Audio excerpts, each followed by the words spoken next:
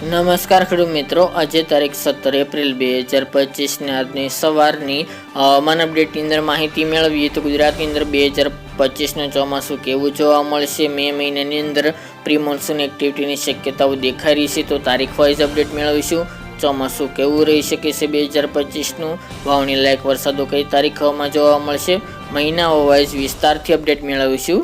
ચેનલમાં નવા હોય તો ચેનલને સબસ્ક્રાઇબ કરી નાખજો અને વિડીયોને લાઈક આપીને તમામ ખેડૂત ભાઈને શેર કરી દેજો. તો ખાસ કરી મિત્રો, ગયા વર્ષની સરખામણી આ વર્ષે પણ 2025નો ઉનાળો આકરો જોવા મળી શકે છે.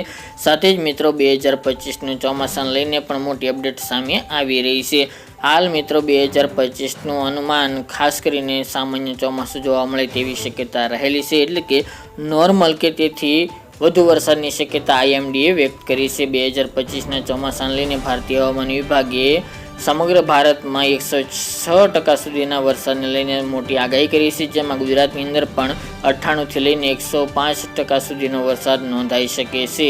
ખાસ કરીને મિત્રો આ વર્ષે પણ ગુજરાતની અંદર સારા વરસાદ જોવા મળશે, પરંતુ અતિ એવી વરસાદની સંભાવના ઓછી જોવા મળી રહી છે. ગયા વર્ષે જે અતિવૃષ્ટિ થઈ હતી તેવો વરસાદ આ વર્ષે જોવા નહીં મળે તેવું અનુમાન રહેલું છે. પરંતુ મિત્રો એકદમ ખેતી કાર્ય માટે એટલે કે ખેડૂત પાક માટે સારો વરસાદ જોવા મળે, સારું ચોમાસું જોવા મળે તેવી સંભાવના રહેલી છે.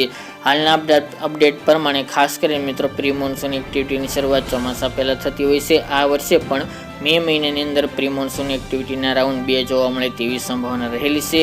પ્રથમ રાઉન્ડ મિત્રો મે મહિનાની અંદર 15થી લઈને 20થી 25 તારીખ દરમિયાન એક રાઉન્ડ પ્રી મોન્સૂન એક્ટિવિટીનું જોવા મળી શકે છે, જેમાં સારા વરસાદો જોવા મળી રહ્યા છે. સાથે જ મે મહિનાના છેલ્લા અઠવાડિયા દરમિયાન પણ એટલે કે 25થી 30માં એક રાઉન્ડ જોવા મળે તેવું અનુમાન રહેલું છે. આમ જોવા જઈએ તો વિધિવત રીતે 1 જૂન દરમિયાન કેરળની અંદર ચોમાસાની અવધિ એટલે કે પ્રવેશ થતો હોય છે. હા, 1-2 દિવસ આગળ પાછળ હોઈ શકે છે, પરંતુ ગુજરાતની અંદર તેના 15 દિવસ બાદ એટલે કે 15 જૂન આસપાસ ગુજરાતની અંદર ચોમાસું પહોંચતું હોય છે. આ વર્ષે મિત્રો 5-7 દિવસ ચોમાસું થોડું લેટ પહોંચે તેવી સંભાવના રહેલી છે, જેના કારણે મિત્રો અત્યારે વેધર મોડલ અને આગાહીકારો જણાવી રહ્યા છે કે ચોમાસું આ વર્ષે થોડું ગુજરાતની અંદર મોડું પહોંચે, એટલે કે વાવણી લાયક વરસાદો મોડા થાય તેવી સંભાવના રહેલી છે.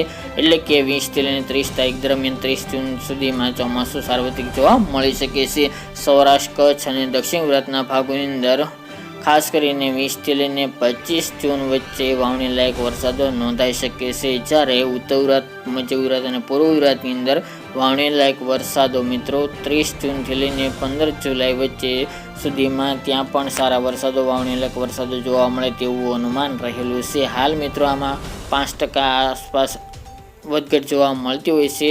બાકી મિત્રો વિસ્તારો વાઇઝ અને મહિનાઓ વાઇઝ આગામી દિવસમાં અપડેટ આપશું.